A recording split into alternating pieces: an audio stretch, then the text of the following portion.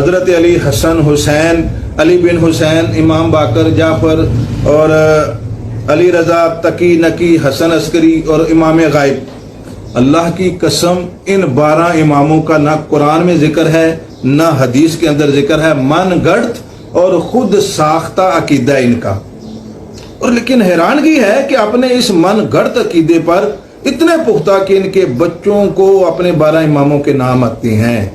اور اس کے مقابلے میں میرے اہل سنت نوجوانوں، ہمارے پاس تو 12 اماموں کی حدیث موجود ہے۔ اللہ کے رسول کا ارشاد میں آپ کے سامنے پیش کرتا ہوں۔ آپ نے فرمایا میرے بعد قریش میں سے 12 خلفاء آئیں گے اور ان کے دور میں اسلام برابر عزت سے رہے گا۔ اس حدیث کے مطابق انہوں نے اپنے 12 امام پکڑ لیے اور تم بے خبر ہو۔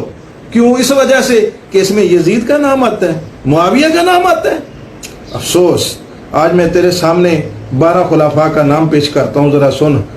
پہلے 3 خلفاء راشدین کے بعد حضرت علی رضی اللہ تعالیٰ عنہ، حضرت حسن، حضرت امیر معاویہ، یزید بن معاویہ، عبد المالک بن مروان، ولید بن عبد المالک، سلیمان بن عبد المالک، اور اس کے بعد عمر بن عبد العزیز رحمت اللہ علیہ۔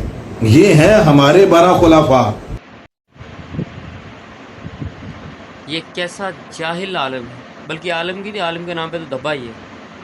کیا کہہ رہا ہے کہ یہ جو شیعہ کے 12 امام ہیں، یہ بلکہ وہ بھی امام شیعہ کے اس نے بنا دی، ان کا کوئی ذکر ہی نہیں ہے۔ تو یہ مسجد نبوی تو جو بالکل حوابیوں کے کنٹرول میں، ٹھیک ہے، وہاں پہ یہ 12 اماموں کے نام کس نے لکھ دیے؟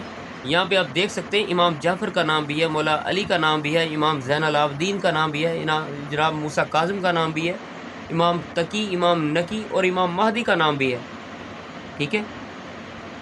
کہاں سے یہ جھٹلائیں گے؟ ہر بات کا انہیں منہ توڑ جواب ملے گا۔ یہ تو مسجد نبوی میں نام لکھے ہوئے ہیں ان کے۔ اہل سنت کو اپنے عقیدے پہ غور کرنے کی ضرورت ہے۔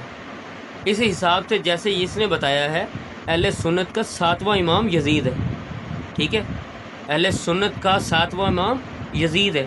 تو بھئی جس کا امام یزید جیسا ہو، میں وہ فرقہ کیا، وہ مسلمان ہی کیا ہو سکتا ہے؟ میری سمجھ میں نہیں آتی بات، ٹھیک ہے۔ اپنے آپ پہ غور کریں۔ اہل سنت، اور خالی یہ اہل سنت نہیں، دیوبند بھی اور وہابیوں کا بھی، ٹھیک ہے، سوائے شیعوں کے باقی سب کا جو امام ہے نا 7واں، وہ یزید ہے۔ نہیں تو اپنے امام چیک کر لیں۔